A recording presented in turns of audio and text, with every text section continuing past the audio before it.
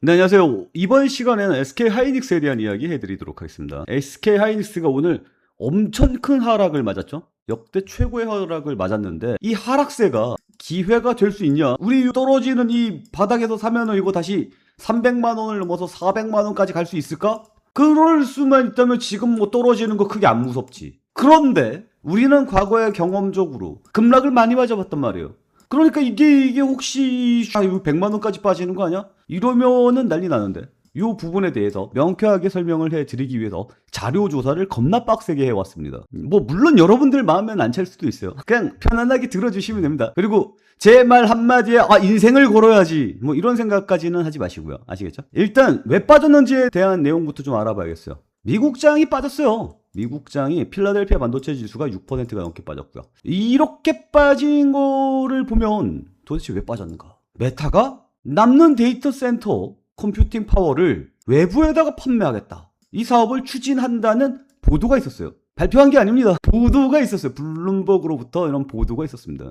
그래서 AI 컴퓨팅 공급이 수요를 따라잡기 시작하는 신호일 수도 있다. 메타는 AI 데이터 센터 구축에 수천억 달러를 투자하는 대표적인 하이퍼스케일러인 만큼 AI 인프라 투자 속도가 둔화될 수 있다는 우려가 반도체주 전반으로 확산했다. 요거 저의 판단으로는 낚시일 가능성이 있다라는 이야기를 해드리고 싶은 겁니다. 그러니까 이 내용을 조금 이해를 하면 이거 별거 아니구나 라는 생각이 들 거예요. 그래서 주가가 이렇게 지금 이런 식으로 올라가지 않았습니까? 여기서 한 번쯤은 이렇게 락을 주고 이런 식으로 상승을 해야지 주주들 입장에서, 투자자들 입장에서 마음이 좀 편한데 꼭대기가 있으니까 한 번쯤 락을 줘야 된다. 그러니 아주 좋은 뭔가가 하나 딱 걸렸단 말이에요. 뭐가 걸렸어요? 이거죠. 공급이 수요를 딱 따라잡기 시작했다. 요 신호가 아닐까. 이 부분이거든요. 과연 그럴까? 과연 그럴까라는 생각을 요걸 좀 말씀을 드리고 싶어요. 당골수님 메타의 배신. AI 클라우드 판이 흔들리고 있다. 뭐냐면 AI 인프라 시장에서 막강한 바잉 파워를 자랑했던 거대 빅테크 메타가 돌연 공급자 전향하면서 뉴욕 증시가 요동을 쳤다. 그동안 메타를 최대 고객으로 모시던 AI 전문 클라우드 기업 네오클라우드가 주가가 하루아침에 폭락 사태를 맞았다. 뭔 내용이냐면 AI가 미친 듯이 발전을 하지 않습니까? 그러니까 여기에서 이 격차를 따라잡지 못하면 그냥 밀리는 거예요. 그래서 내가 1000억 달러를 투자하면 나는 1500억 달러를 투자할 거고 그 뒤에 따라오는 놈은 2000억 달러를 투자할 겁니다. 이 AI 경쟁에서 밀리면 나가리 되는 거예요. 그래서 애플이 이 AI 경쟁에서 밀리고 있기 때문에 애플 향후에 나가리 되는 거 아니니? 이런 우려들이 있었죠. 사실 그렇기도 하고요. 그래서 나중에는 AI의 이 초격 차이에 초지능을 누가 선점할 수 있고 누가 고객들을 확보하느냐에 따라서 향후 얘네들 후발주자로 따라왔던 애들이 전부 다 죽어버릴 수도 있다. 두려움을 가지고 있는 거예요. 그래서 내가 돈을 때려부면 나는 더 때려붓겠어를 하는 겁니다. 기술력에서 밀리면 끝이라는 생각을 가지고 밀어붙이고 있는 거예요. 이 분위기가 이렇게 가니까 어떻게 돼요? 데이터 센터를 미친 듯이 짓기 시작했죠. 너도 나도 할 거 없이 미친 듯이 짓기 시작했고 지금 짓는 거는 몇 년 후에 나오잖아 이거는. 그러니까 요거를 빨리 하기 위해서 빌렸습니다. 있는 거 일단 빌렸어요. 그래서 먼저 이렇게 데이터 센터 같은 걸 구축해서 여기서 컴퓨팅 파워를 공급해 주던 업체들이 있어요. 그런 애들이 네오클라우드 같은 녀석이죠. 이런 쪽에다가 장기 공급 계약을 딱 맺어 놓습니다. 그래서 우리가 이만큼 쓸게 라고 얘기를 해놓고 데이터 센터도 짓는 거예요. 이해가? 그런데 16년도 말쯤에 메타의 데이터 센터 하나가 완공이 됩니다. 그러면 예를 들어서 이런 거죠. 방을 빌려 쓰고 있었어요. 그래서 내가 집을 하나를 이렇게 지으려고 했죠. 몇 개를 이렇게 지었어. 얘네들은 이제 지어 나가고 있어. 내가 이렇게 전세 놓은 집이 있잖아. 이 집에서 지금 열심히 살고 있는데 이 내 집이 생겼잖아. 이 집 어쩔 거야? 내가 가족이 뭐 많아질 것으로 생각을 하고 있는데 뭐 생각보다 안 많아질 수도 있잖아. 그럼 이 남는 집 어떡할 거냐고. 그래갖고 이 집도 일부를 잘라서 전세를 놓자. 이런 얘기입니다. 그러니까 메타가 지금 데이터 센터가 없는데 그래서 네오클라우드로부터 빌려 쓰고 있는데 내 집이 완성이 된단 말이지 26년도에. 뭐 그 다음에 여러 개가 완성이 될 거예요. 근데 내 집이 완성이 되면 요거 우리 가족으로 다 채울 수 있을 줄 알았는데 만약에 못 채우게 되면 요거 외부로 전세 좀 줄 수 있는 거냐. 그 얘기가 이제 블룸버그에서 이렇게 딱 보도가 된 거죠. 그러니까 그러면 향후 네오클라우드는 이 전세자가 빠지면 지금 이 집이 모자라가지고 서로 대가리 뒤밀고 있어서 달달하게 이렇게 받아먹고 있었는데 앞으로는 데이터 센터가 늘어나죠. 그러면은 네오클라우드 같은 애들이 지금 아도치고 있기 때문에 참 잘 먹고 있는데 얘네들은 결국은 줘야 될 거 아닙니까? 그죠? 그러면 이 전세업자들이 있단 말이에요. 네오클라우드라는 전세업자들이 있어요. 이 전세업자들이 데이터 센터를 만들어서 컴퓨팅 서비스를 제공을 할 때 여기다가 뭐 넣을 거냐면 GPU 넣지 않습니까? 엔비디아의 GPU를 넣어요. 지금 AI 발전은 뭘로 시키고 있어요? GPU로 약으로 하고 있어요. 그러니까 이 전세업자들은 뭐 사가는 우군이에요? 엔비디아의 GPU 사가는 우군들이에요. 맞죠? 근데 빅테크들이 자기 데이터 센터를 지을 때 이 엔비디아의 GPU 말고 자기네들이 직접 GPU 역할을 하는 칩들을 직접 만든다 그랬거든요. 그거를 이제 자기 데이터 센터에다 넣겠다라는 거죠. 뭐 물론 완전히 대체하기는 못하겠지만 어느 정도까지는 대체를 하겠죠. 그러면 이 네오클라우드 같은 이런 애들, 전세업자들, 얘네들이 엔비디아 거를 꼭 사줘야 될 필요는 없지 않습니까? 그래서 이 네오클라우드도 하락하고 얘네들 우군인 애들이 작살나니까 엔비디아도 같이 떨어지는 겁니다. 뭔 얘기인지 알겠죠? 지금 현재 분위기는 이래요. 근데 이게 오늘 당장 진행이 되는 거고 당장 발표가 났고 앞으로 뭐 이게 더 안 써? 이런 거라면은 지금 하락이 말이 돼. 근데 그게 아니거든요. 이걸 좀 말씀을 드리고 싶은데 이거 보여요? 앞으로 한눈에 보는 누적실 증설 계획. 그래서 얘네들이 앞으로 이렇게 계획을 짜고 있어요. 데이터 센터를 짓는다는 계획을. 마이크로소프트가 24년부터 28년까지 스타게이트 프로젝트를 진행을 하고 있고요. 그 데이터 센터는 여기다가 25년부터 27년도에 가동, 25년도에 착공 들어갔어요. 짓고 있다는 뜻이에요. 그리고 25년부터 28년, 25년부터 27년. 뭐예요? 짓고 있다는 뜻이에요. 짓고 있다는 뜻은 뭐예요? 반도체 계속 쓴다는 얘기죠. 그래서 사람들이 얘기하기를 27년도, 28년도까지는 삼성전자 아주 빵빵할 거예요 라는 이야기가 왜 나오는 거야? 짓고 있으니까. 요게 데이터 센터 짓고 있는데 거기에 반도체가 안 들어가? 들어갈 거잖아. 그죠? 쭉 생각하면 아파트 올라가고 있는데 이거 27년, 28년까지 짓는다, 완공하겠다라고 했거든요. 여기 철근 안 들어갈 거냐고. 여기 벽돌 안 넣을 거예요? 짓고 있다가 말아? 아니잖아. 그러니까 장기적으로는 흔들림이 없어요. 지금 시장이 딱 주는 충격이 이거예요. 혹시 이거 공급이 수요를 따라잡은 거 아니니? 라고 이야기하면서 폭락 사태가 나오는 것은 날조다. 내가 보는 시각은 그렇다. 그럴 리가 없다.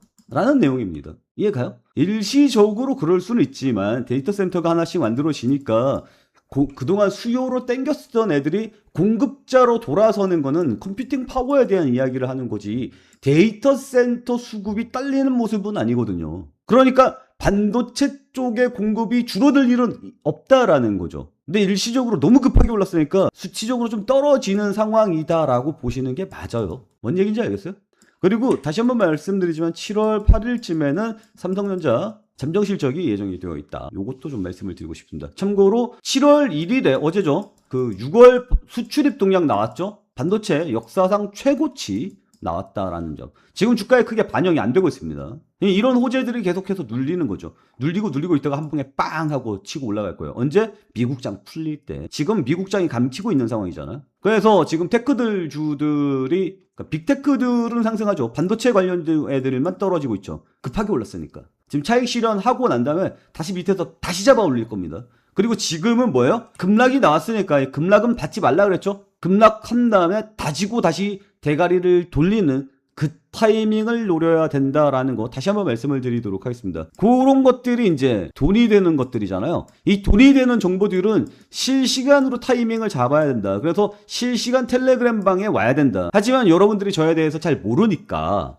실시간 체험방 들어오기 전에 체험방 2주간 여러분께 제공을 하고 있으니 2주간 체험방에 들어와서 체험을 해보고 그 다음에 결정을 하셔라 라고 말씀을 드리는 겁니다. 그래서 체험방 많이 신청해 주시기 바란다 라는 거 말씀을 드리도록 하겠습니다. 제가 무슨 얘기하는지 알겠죠? 장기적으로는 어차피 데이터 센터는 계속 짓게 되어 있어. 지금 당장은 차익 실현 물량에 크게 흔들리지 마라 이 얘기예요. 그리고 지금 이렇게 빠지고 있는 거 있잖아요. 얘가 바닥 다지는 모습 보이고 다시 대가리 돌릴 가능성이 굉장히 높아지고 있다라는 것도 좀 말씀을 드리고 싶은 거예요. 그러니까 그 바닥 돌리는 그 타이밍 정확하게 잡아야겠죠. 근데 지금 당장은 예측할 수는 없어요. 눌리는 거 보고 그 다음 생각하자는 거죠. 그러니까 실시간 타이밍 혼자 잡지 마세요. 그리고 내용 중에 이런 것도 좀 있습니다. 최근에 메모리 가격이 너무 많이 올라서 애플이 자꾸 중국 업체한테 껄쩍거리는 느낌으로 가고 있어요. 지금 중국의 메모리 업체들이 한국이랑 SK, TSMC 얘네보다 두 끗발 떨어지거든요. 약 한 2세대가 밀린다라고 이야기를 하고 있어요. 반도체 업체들이. 그리고 중국의 수율을 믿을 수 있나? 반도체 수율을? 저게 고장이 안 난다라는 보장이 있나? 무튼 수율이 많이 밀리고 세대도 밀리는 중국 업체랑 손 한번 잡아보려고. 왜? 메모리 가격이 너무 세니까. 그래서 애플이 좀 싸게 좀 받아보려고 했죠. 근데 그게 안 먹히는 거야 지금. 그래서 지금 들어와 있잖아요. 저게 페이크일 가능성이 높지 않나라는 겁니다. 지금 안보 위험들 때문에 미국에서 중국의 반도체를 죽이자라고 이야기가 나와주고 있는 상황이에요. 이런 상황인데 미국 기업인 애플이 중국 반도체를 받아간다고? 이게 정치적으로 말이 될 거라고 생각해요? 애플이 결정한다고 해서 받을 수 있는 상황은 아니거든요. 물론 애플도 큰 기업이죠. 근데 미국은 더 크잖아. 그리고 애플은 욕 많이 먹고 있는 애들이잖아요. 얘네들 얘기하는 게 그렇게 얘기하던데, 비유하기를. 야, 니네들이 지금 메모리 가격을 너무 뛰어 올려가지고 그래서 메모리 가격 때문에 지금 우리가 이 모양의 어려움을 겪고 있는 거 아니야. 그러니까 니네가 잘못한 거야. 애플이 이렇게 얘기하는데 마이크론에서 공식적으로 반박했죠. 야, 니네가 그동안 양아치 짓을 너무 했어. 니네가 너무 단가를 너무 많이 후려쳤잖아. 남는 게 없었단 말이야. 남는 게 없으니까 어떻게? 공장 증설을 못했지. 공장 증설을 못했으니 지금 어떻게 돼? 공급이 부족한 거야. 그러니까 니네 탓이지. 라고 마이크론 대표가 애플을 직접적으로 깠죠. 옛날에는 이런 얘기 안 나왔죠. 왜? 애플이 갑이니까. 근데 지금은 왜 이런 얘기가 나와요? 애플이 갑이 아니야, 더 이상. 얘네들은 아직도 지네들이 갑인 줄 알고 있는데 갑이 아니야. 애플한테 안 팔면 딴 데다 팔면 되거든. 지금 메모리가 모자란 거지 애플이 모자란 게 아니거든. 뭐 무튼 애플이 중국 업체랑 손잡으려고 하고, 그러면 다른 업체들도 중국이랑 손잡아서 반도체를 좀 받아가고, 그러면 한국의 반도체 시장이 캐파가 줄어들고, 이런 느낌으로 보신 거라면 오해하고 있다라고 좀 말씀을 드리고 싶어요. 제 생각이 동의하시는 분들 구독과 좋아요 눌러주시고요. 지금 단기적으로 이렇게 SK하이닉스랑 삼성전자가 큰 폭의 하락세가 나와주는 모습 나타나면서 좀 흔들리고 있지만 너무 흔들릴 필요는 없다. 그리고 우리나라에 또 4천조 넘게 때려 붓겠다라고 계획이 밝혀지지 않았습니까? 지금 미국 쪽에서는 1경원? 9천조에서 1경원? 30년까지 뭐 그 정도 이야기하고 있는 것 같아요. 근데 우리나라는 10년 동안 4,400조인가 4,700조인가 때려 붓기로 했잖아요. 그러니까 우리나라가 투자하고 있는 이 금액 자체가 미국이랑 어느 정도까지는 비벼볼 만한 대단위예요. 이 대단위의 돈이 지금 한국에 들어오면 우리나라 주식은 미친 듯이 날아가는 거예요. 근데 왜 주식이 안 올라가냐면 이거 진짜 할까? 이게 가능성이 있나? 이게 현실적인 단위인가? 믿음이 안 가죠. 예, 투자자들이 믿음을 못 가지고 있습니다. 이게 진짜 현실적인 거였으면 외국인 투자자들의 매수가 강하게 들어와야 되는데 지금은 건설주 정도만 올라가고 있잖아. 그러니까 국내 찻장 속 태풍처럼 움직이고 있잖아요. 그러니까 외국인 투자자들은 이 내용에 대해서 신뢰를 잘 못하고 있는 것 같아요. 뭐 지켜봐야겠죠. 오늘도 발표 나오더라고요. 뭐 호남 그쪽에다가 얼마 또 때려 받겠다라는 이야기들이 계속해서 말씀을 하고 있는데 투자자들은 크게 움직임이 안 나타나고 있습니다. 그러니까 일단 움직임은 건설, 전선 뭐 이런 순환매 쪽으로 좀 보시는 게 좋을 것 같습니다. 이건 또 따로 한번 말씀을 드려보도록 할게요. 이런 내용들을 다 돈으로 바꾸는 게 다 어디라고요? 저희 텔레그램 방에서 이런 것들을 다 돈으로 바꾸고 있다는 점도 좀 강조해 드리도록 하겠습니다. 잘 모르겠으면 따라오시면 되고요. 따라오는 방법은 2주간 체험을 해보고 여러분들이 할 수 있겠네 라고 생각하시면 그때 들어오시면 된다라고 다시 한번 강조해 드리면서 이번 내용은 여기서 마치도록 하겠습니다. 오늘도 시청해 주셔서 감사합니다.